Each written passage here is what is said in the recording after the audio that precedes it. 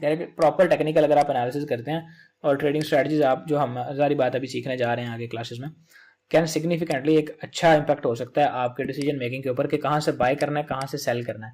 तो जितना आपको अच्छा नॉलेज होगा, जितना आपको आता होगा, उसका आपको उतना ज़्यादा बेनिफिट इसमें मिलेगा।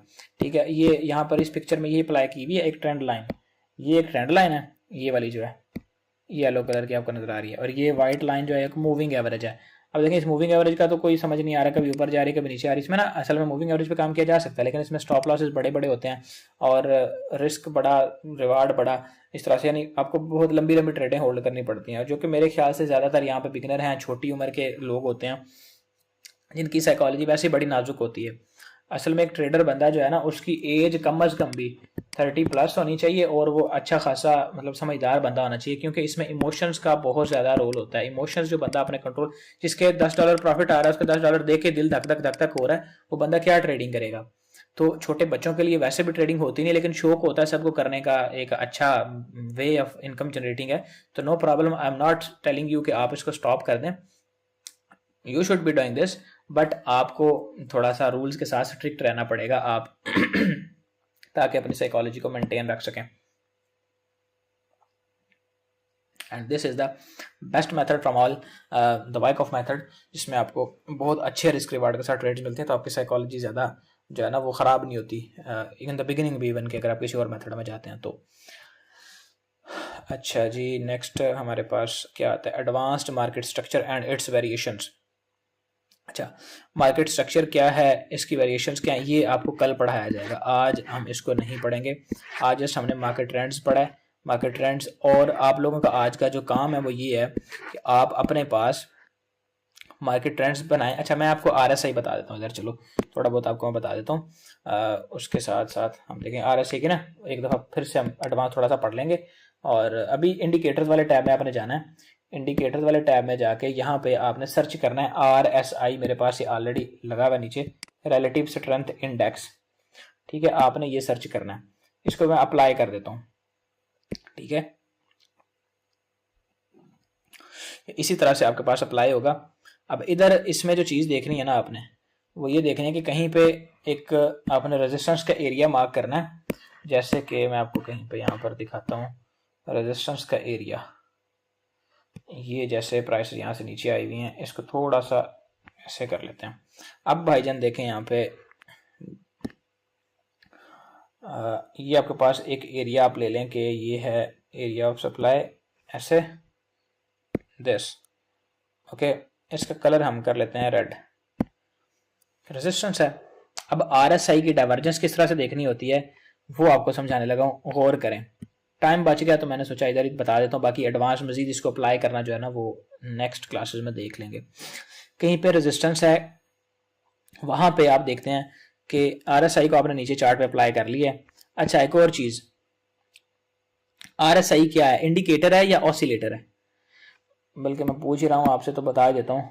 ये जो चार्ट के नीचे एक तो प्राइस चार्ट के ऊपर अप्लाई होता है ना, इधर कोई चीज अप्लाई हो, जैसे हम इधर मूविंग एवरेज अप्लाई करते हैं, इधर हम MACD वगैरह अप्लाई करते हैं, वो होगा इंडिकेटर। ठीक है, ये जो नीचे अप्लाई होगा ना चार्ट के नीचे, इसको ऑसिलेटर कहा जाता है। पता लगे आप किसी बहुत बंदा कह रहा हो जी मैं 4 साल ट्रेडिंग करता आ रहा हूँ, उसको आप ये पूछ लें ऑसिलेटर और इंडिकेटर में क्या फर्क है, उसको ये नहीं पता होगा।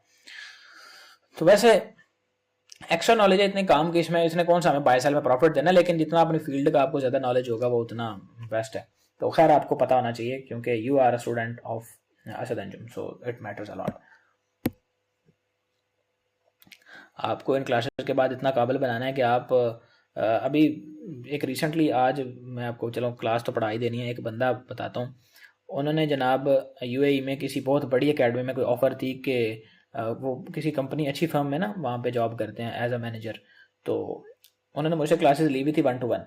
वो जनाब उधर गए हैं और उन्होंने जाके उनकी जो बड़ा कोई मतलब हेड था उनको जो सिखा रहा था वॉल्यूम शाल्यूम, तो उन्होंने मुझे कहा कि सर मैंने उनसे वो क्वेश्चंस किए, उनको उनका आंसर नहीं आया, और मैं खुद एज अ स्टूडेंट, आपका स्टूडेंट हूँ और उधर भी मैं एज अ स्टूडेंट ही गया था, और मैं उनको वो चीज़ें बता रहा था, और वो जो कोलीग्स थे दे वर वेरी अमेज्ड कि यार ये तुम्हें कैसे पता है। तो these are the methods that are rarely available. एक तो होता है ना थियोरेटिकली बुक्स में वाइकॉफ मेथड पूरा अवेलेबल है, लेकिन जैसे मैंने आपको चीज़ें कंबाइन करके अपनी स्ट्रैटेजीज इंक्लूड करके सिखा देनी है, they are really like gold. और गोल्ड को ही आपने गोल्ड पे अप्लाई करना है तो आपके लिए मौजें हो जाएंगी। यहाँ पे अब जो काम की चीज़ है वो देखें, वो ये है कि प्राइस क्या कर रही है, ऊपर जा रही है। यहाँ से देखें हमेशा हाईज बन रहे हैं, ऊपर ऊपर को प्राइसेस जा रही है, यानी एक ट्रेंड लाइन अगर आप लगाएंगे तो ये ऐसे लग रही है, प्राइस ऊपर को जा रही है। लेकिन नीचे अगर आप RSI को देखेंगे ये नीचे आ रही है। इसको मैं दूसरी ट्रेंड लाइन से आपको लगा कर दिखाता हूँ, बहुत ज़्यादा एग्जैक्टली हो जाएगा ये। यहाँ से यहाँ तक प्राइस ऊपर को गई है। अगर आप यहाँ पे देखेंगे तो उसी पॉइंट से अगर हम लगाएं जिस पॉइंट पे वहां पे लगाया था, यहाँ से ये प्राइस क्या कर रही है, नीचे को आ रही है। अभी ज़रा मुझे देखे कि बताएं कि ये वाइट लाइन को मैं ज़रा कलर चेंज करके इसका कर देता हूँ येलो कर देता हूँ ताकि आपको नज़र आए, बल्कि येलो भी नहीं ब्लू करते हैं ये। अभी ज़रा मुझे बताएं कि क्या ये जो है, इस पैनल को भी थोड़ा बड़ा अगर हम कर पाएँ तो it will be really nice thing. Okay like this. तो अब देखें प्राइस क्या कर रही थी, ऊपर जा रही थी। RSI में क्या हो रहा था, RSI basically relative strength index होता है, ये प्राइस की स्ट्रेंथ बताता है as compare to the time, कि जैसे जैसे टाइम हो रहा है वैसे वैसे प्राइस में स्ट्रेंथ आ रही है, ये स्ट्रेंथ कम हो रही है। अब प्राइसेस तो ऊपर जा रही थी लेकिन स्ट्रेंथ क्या थी, कम हो रही थी, मोमेंटम कम हो रहा था, मोमेंटम डिक्रीज हो रहा था। प्राइस में क्या बना, एक अदद हायर हाई। RSI में क्या बना, पीछे एक हायर हाई था, आगे एक लोअर हाई बना। ये क्या होगा, इम्बैलेंस होगा, दोनों के दरमियान डाइवर्जेंस आ गई। ये क्या इंडिकेशन होती है, रिवर्सल की। या एक RSI आपको नीचे को मूव कर रही है, प्राइस ऊपर को मूव कर रही है, इसका मतलब है कि प्राइस में मोमेंटम खत्म हो गया है, स्ट्रेंथ खत्म हो गई है, ये फेक डायरेक्शन है ऊपर की। अब यहाँ से ये रिवर्स हो सकती है, नीचे को आ सकती हैं। ये RSI में आपने एक होता है, आप देखते हैं ओवर बाट है, ओवर सोल्ड है, यहाँ पे ग्रीन कलर सा एक बन जाता है। इधर अगर हम इसको कभी देखें, थोड़ा सा इसको नीचे करते हैं, आ जा भाई, आएगा कि नहीं आएगा, let me grab it like this. Okay, अब हम इधर इसको अगर देखें तो इस लो के ऊपर यहाँ पे क्या हो रहा है, ये प्राइसेस नीचे आ रही हैं, बट क्या हो रहा है, नीचे उसी जैसे ऊपर देखा था हमने वैसे ही देखें, प्राइस क्या हुई है, नीचे आई है, बट RSI यहाँ पे क्या कर रही है, ऊपर जा रही है। सेल में भी आपको दिखा दिया, बाय में भी दिखा दिया। आपको मैं इसको दोबारा थोड़ा बड़ा करके अप्लाई करके दिखा देता हूँ ताकि आपका माइंड शरीफ क्लियर हो जाए। इसको क्लियर करना बहुत ज़रूरी है। ये अगर आप इसे देखें, यहाँ से बेशक ट्रेंड लाइन लग सकती है इसमें बड़ी इजीली, तो ये एक ट्रेंड लाइन लगा दी हमने, ठीक है। तो अब इधर से भी लगाते हैं, यहाँ पे इधर से शुरू की थी ना लगानी, तो इसके नीचे एग्जैक्ट जो कैंडल है उसमें से हम लगा देते हैं ये ऐसे। अब उधर देखें, उधर भी वैसे ही था, RSI क्या कर रही थी, नीचे आ रही थी, स्ट्रेंथ क्या हो रही थी, कम हो रही थी। बट यहाँ पे क्या हो रहा है, प्राइसेस बढ़ रही हैं, स्ट्रेंथ कम हो रही थी और प्राइस नीचे गिर गई। सिंपल देखो ना, इट्स वेरी सिंपल। प्राइस ऊपर जा रही है लेकिन स्ट्रेंथ कम हो रही है, प्राइस नीचे आ रही है लेकिन स्ट्रेंथ इंक्रीज हो रही है, RSI में लाइन ऊपर को जा रही है। तो देख लें फिर उसके बाद क्या हुआ, प्राइस ने वो मूव दिया अच्छा वाला ऊपर की तरफ। This is how RSI divergence works. Is that clear to you? I am right now deleting this from the panel. पहले कभी ये पढ़ा था आपने या नहीं पढ़ा था? Please stop the thumbs up emojis.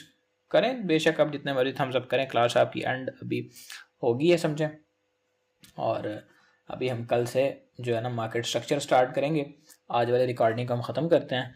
This recording will be available to you in 1 hour probably, ठीक है, एट 12 और 1 AM तक आपको मिल जाएगी। ओके, और जो लोग रिकॉर्डिंग देखें, रिकॉर्डिंग देखने के बाद आप लोगों ने अगर आपको समझ आ जाए वहाँ पे चीज़ें, तो एक कमेंट कर देना जिसमें आप ये बता रहे हो कि ये चीज़ें समझ आई हैं, ये चीज़ें मेरे लिए अच्छी थी, ये चीज़ें मैंने पढ़ी हैं, पहले ये नहीं थी पढ़ी। जो भी एक अच्छा सा फीडबैक होता है ना, वो वहाँ पर लिखना है। उससे पता चलता है कि किस टाइप के लोग हैं जो हमारा वो जो देख रहे हैं एनालिसिस, सॉरी ये क्लास देख रहे हैं, और उन फिर स्टूडेंट्स को उसी हिसाब से हम जो है ना ज़्यादा इनको डीप में जाकर समझाना चाहिए, या कौन सी चीज़ें हैं जो इनकी वीक हैं वो इनको ज़्यादा बतानी चाहिए। तो वो फिर हम उसके ऊपर वर्क करेंगे इंशाल्लाह in the coming days. Okay, good luck, take care, have a very good night, अल्लाह हाफ़िज़।